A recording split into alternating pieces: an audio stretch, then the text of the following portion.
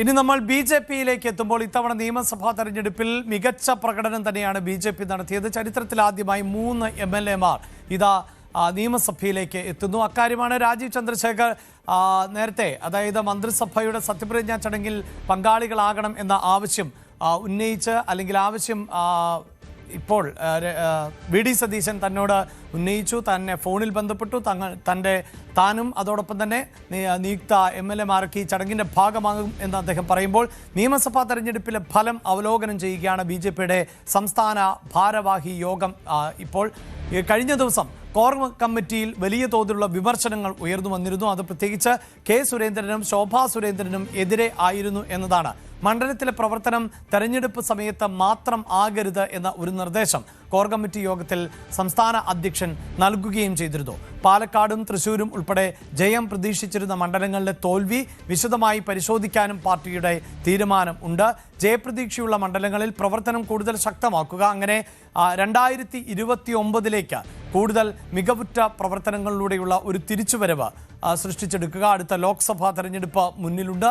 അതിനുശേഷം പിന്നീട് നടക്കാൻ പോകുന്ന നിയമസഭാ തെരഞ്ഞെടുപ്പ്. അങ്ങനെയാണ് ബി.ജെ.പിയുടെ ഒരു പ്രവർത്തനം എന്നത്. ഇപ്പോഴിതാ ഒരു സർക്കാർ രൂപീകരിച്ച് അധികാരത്തിലേറുന്നതേ ഉള്ളൂവെങ്കിൽ പോലും ബി.ജെ.പി കാലങ്ങളായുള്ള തയ്യാറെടുപ്പാണ് പല സംസ്ഥാനങ്ങളിലും നടത്തുന്നത്. അതിൻ്റെ ഏറ്റവും ഒടുവിലത്തെ ഉദാഹരണമാണ് പശ്ചിമ ബംഗാളിലെ മിന്നുന്ന വിജയം. പതിറ്റാണ്ടുകളായി അവിടെ പ്രവർത്തനങ്ങൾ നടത്തുകയായിരുന്നു. കേരളവും ഈ തരത്തിൽ വലിയ തോതിലുള്ള വിമർശനമൊക്കെ നേരിടുന്നുണ്ട്. കേരളത്തിൽ അങ്ങനെയൊന്നും വളരാൻ ബി.ജെ.പിക്ക് സാധിക്കില്ല എന്ന്. പക്ഷേ പല മണ്ഡലങ്ങളിലെയും വോട്ട് നില പരിശോധിച്ചാൽ ബി.ജെ.പിയുടെ വോട്ടിൽ വലിയ പ്രകടമായ മാറ്റം ഉണ്ട് എന്ന് നമുക്കറിയാം. ഇപ്പോൾ തന്നെ ഇതാ 3 അംഗങ്ങൾ പ്രതിപക്ഷ ബെഞ്ചിൽ ഇരിക്കാൻ പോകുന്നു എന്നതുകൂടിയാണ് എടുത്തു പറയേണ്ടത്. രഞ്ജിത്ത് രാമചന്ദ്രൻ ആണ് ചേരുന്നത്. രഞ്ജിത്ത്, ഈ തെരഞ്ഞെടുപ്പിൽ നമുക്കറിയാം ഏതാണ്ട് ഒരു 9 സീറ്റുകൾ കേന്ദ്രീകരിച്ച് ബി.ജെ.പി പ്രവർത്തിച്ചു. അതിൽ തന്നെ നേമവും കഴക്കൂട്ടവും ചാത്തന്നൂരും പിടിച്ചെടുത്തു ബി.ജെ.പി. മറ്റു മണ്ഡലങ്ങളിൽ വലിയ തോതിൽ വോട്ട് സമാഹരിക്കാൻ സാധിച്ചു.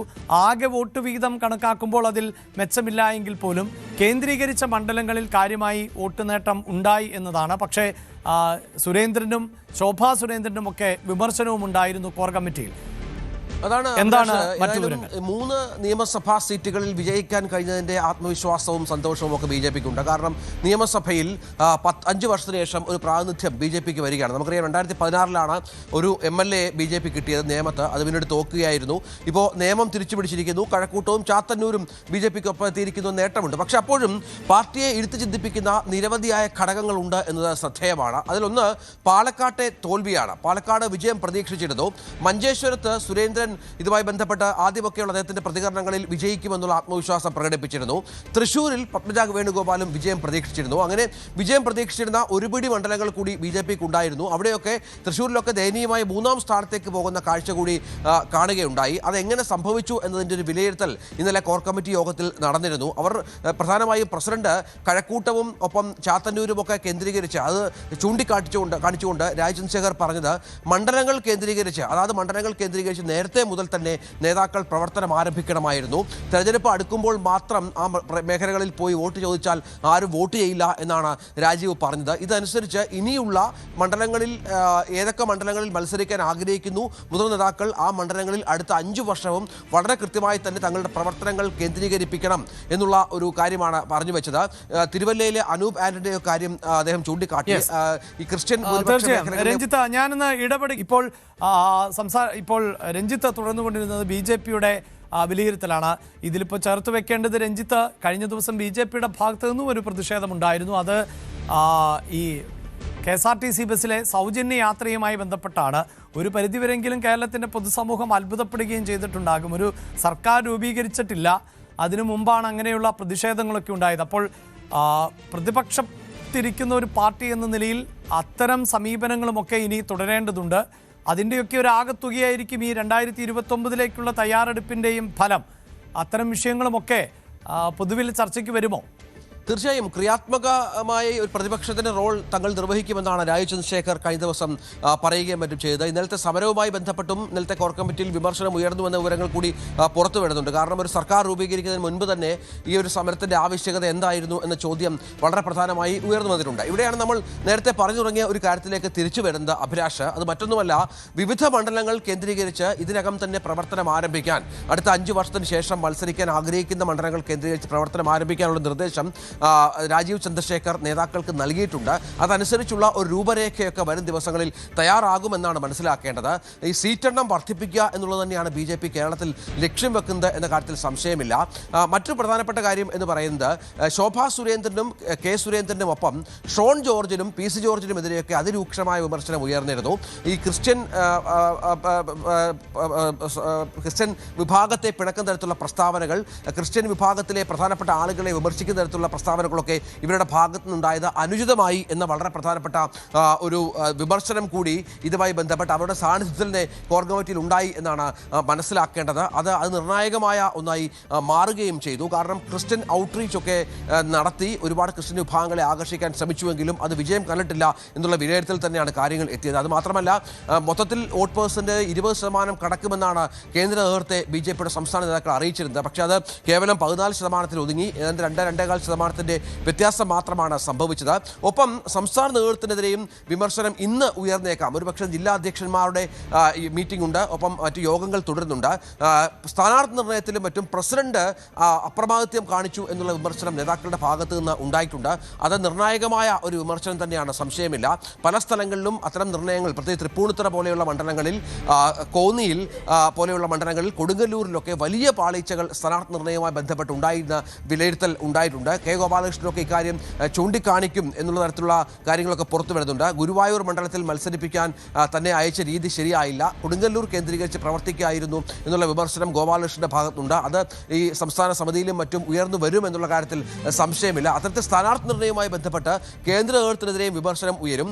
3 MLA-മാർ ഉണ്ട്, 9 സ്ഥലങ്ങളിൽ 2ാം സ്ഥാനത്താണ് എങ്കിൽ പോലും വിചാരിച്ച രീതിയിലുള്ള ഒരു പെർഫോമൻസ്, അതായത് നമുക്കറിയാം പിണറായി വിരുദ്ധ വോട്ടുകൾ പൂർണ്ണമായും UDF-ലേക്ക് കേന്ദ്രീകരിച്ചതാണ് ഈ സീറ്റെണ്ണം കുറയാൻ കാരണമെന്നൊക്കെ നേതാക്കൾ പറയുന്നുണ്ട് എങ്കിൽ പോലും ആ ഒരു ഭരണവിരുദ്ധതയുടെയോ പിണറായി വിരുദ്ധതയുടെയോ യഥാർത്ഥ പ്രയോജനം ലഭ്യമാക്കാൻ പാർട്ടിക്കായില്ല. അത്തരത്തിലുള്ള നീക്കം പാർട്ടിയുടെ ഭാഗത്തുനിന്നുണ്ടായില്ല എന്ന വിമർശനവും ഉയർന്നു വരുന്നുണ്ട്. അഭിലാഷ്, യെസ്, വലിയ വിമർശനങ്ങൾ പാർട്ടിക്കകത്ത് തന്നെ ആഭ്യന്തരമായി ഉയർന്നു വരുന്നുണ്ട്. അതേസമയം അടുത്ത തെരഞ്ഞെടുപ്പിലേക്കുള്ള തയ്യാറെടുപ്പിൻ്റെ അനിവാര്യതയുണ്ട്.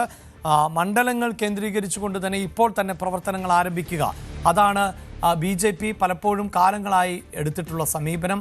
അത് കേരളത്തിലും തുടരുക, അതിലൂടെ ഇനി മികച്ച നേട്ടം കൈവരിക്കുക, അങ്ങനെയുള്ള ചർച്ചകൾ നടക്കുന്നുണ്ട്. യെസ്, അതോടൊപ്പം എടുത്തു പറയേണ്ടത്, നേരത്തെ തന്നെ സൂചിപ്പിച്ചു, നമ്മൾ ഇടവേളയിലേക്ക് പോകുന്നതിന് മുമ്പ് ഈ സത്യപ്രതിജ്ഞാ ചടങ്ങിൽ കഴിയുന്നത്ര ആളുകളെ പങ്കെടുപ്പിക്കുക, അതാണല്ലോ VD സതീശൻ്റെ ഭാഗത്ത് നിന്ന് അല്ലെങ്കിൽ UDF-ൻ്റെ ഭാഗത്ത് നിന്നുണ്ടാകുന്ന നീക്കങ്ങൾ. ഇപ്പോൾ തന്നെ ദേശീയ നേതാക്കൾ, കോൺഗ്രസിൻ്റെ ദേശീയ നേതാക്കൾ, AICC-യുടെ അധ്യക്ഷൻ രാഹുൽ ഗാന്ധി, കേരളത്തിൽ നിന്നുള്ള MP ആയിട്ടുള്ള പ്രിയങ്ക ഗാന്ധി ഉൾപ്പെടെയുള്ളവർ പങ്കെടുക്കും. വിജയ് ഉൾപ്പെടെ നമ്മുടെ അയൽ സംസ്ഥാനങ്ങളിലെ മുഖ്യമന്ത്രിമാർക്ക് ക്ഷണം ഉണ്ട് എന്നാണ് അറിയുന്നത്. ഇപ്പോഴിതാ BJPയുടെ സംസ്ഥാന അധ്യക്ഷനെയും ക്ഷണിച്ചിട്ടുണ്ട്. അപ്പോൾ സ്വാഭാവികമായും CPM-ൻ്റെയും ഒക്കെ പാർട്ടി ചുമതലക്കാരെ അടക്കം ഈ ചടങ്ങിലേക്ക് ക്ഷണിക്കുമെന്നാണ് നമുക്ക് മനസ്സിലാക്കാൻ സാധിക്കുന്നത്. അതിൽ ഇക്കാര്യം രാജീവ് ചന്ദ്രശേഖർ തന്നെയാണല്ലോ സോഷ്യൽ മീഡിയയിലൂടെ വ്യക്തമാക്കിയിട്ടുള്ളത്. രഞ്ജിത്ത്, മുമ്പ് സോഷ്യൽ മീഡിയയിലൂടെ പറയുകയായിരുന്നു, താങ്കൾ സത്യപ്രതിജ്ഞ ചടങ്ങിൽ BJPയുടെ 3 MLA-മാരും പങ്കെടുക്കും. VD സതീശൻ നേരിട്ടാണ് തങ്ങളെ ക്ഷണിച്ചിട്ടുള്ളത്. സ്വാഭാവികമായും സെനറ്റ് നടക്കുന്ന ചടങ്ങിൽ പങ്കെടുക്കുമെന്ന് വ്യക്തമാക്കുകയായിരുന്നു രാജീവ് ചന്ദ്രശേഖർ. മുഖ്യമന്ത്രിയായി തിരഞ്ഞെടുക്കപ്പെട്ട സതീശന് രാജീവ് ആശംസ അർപ്പിക്കുകയും മറ്റും ചെയ്തിട്ടുണ്ട്. ഈ മുഖ്യമന്ത്രിയായി തിരഞ്ഞെടുക്കപ്പെട്ട ശേഷം BJPയുടെ പ്രതികരണം വരുന്നതും ഇപ്പോൾ അധ്യക്ഷന്റെ ഭാഗത്തു നിന്നാണ് എന്നുള്ള ഏറ്റവും പ്രധാനപ്പെട്ട ഒന്നാണ്. നേരത്തെ പറഞ്ഞതുപോലെ 3 MLA-മാർ BJPക്കുണ്ട്. സഭയിൽ വലിയൊരു ശക്തിയായി എത്തുക എന്നുള്ള പ്രധാനപ്പെട്ട ഒരു ലക്ഷ്യം കൂടി അവർക്കുണ്ട്. V. മുരളീധരനായിരിക്കും ഒരുപക്ഷെ നിയമസഭാ നേതാവ് തരത്തിലുള്ള കാര്യങ്ങൾ പുറത്തു വരുന്നുണ്ട്. ഈ മുരളീധരൻ അടക്കം 3 MLA-മാരും സത്യപ്രതിജ്ഞ ചടങ്ങിൻ്റെ ഭാഗമാകുമെന്നാണ് പാർട്ടി അറിയിച്ചിരിക്കുന്നത്. സാധാരണയായി ഇത്തരം ചടങ്ങുകളൊക്കെ പങ്കെടുക്കാതെ മാറി നിൽക്കുക എന്നുള്ള രീതി പ്രതിപക്ഷ പാർട്ടികൾക്കൊക്കെ പലപ്പോഴും ഉള്ളതാണ്. പക്ഷേ ഇത്തവണത്തെ സത്യപ്രതിജ്ഞയിൽ CPM-ൻ്റെ ഭാഗത്തു നിന്നും LDF-ൻ്റെ ഭാഗത്തു നിന്നും BJPയുടെ ഭാഗത്തു നിന്നും ചടങ്ങിൽ പ്രാതിനിധ്യമുണ്ടാകും എന്നുള്ള കാര്യമാണ് ഇപ്പോൾ വ്യക്തമായി വരുന്നത്. അഭിലാഷ്, തീർച്ചയായും മാറുന്ന കാലമാണ്, ജനങ്ങളെല്ലാം കണ്ടുകൊണ്ടിരിക്കുന്നു എന്നത് തന്നെയാണ് പ്രധാനപ്പെട്ടത്. അതുകൊണ്ട് തന്നെ രാഷ്ട്രീയ പാർട്ടികളും ആ നിലയിൽ മാറേണ്ടതുണ്ട്. അത്തരം മാറ്റങ്ങൾ സ്വീകാര്യത നേടുന്നതും ആണ്. അവിടെ ഒരു സർക്കാർ രൂപീകരിക്കുമ്പോൾ രാഷ്ട്രീയത്തിനപ്പുറത്ത് ആ സർക്കാരിനെ പിന്തുണയ്ക്കേണ്ട വിഷയങ്ങളിൽ പിന്തുണയ്ക്കുക, വിമർശിക്കേണ്ട വിഷയങ്ങളിൽ വിമർശിക്കുക.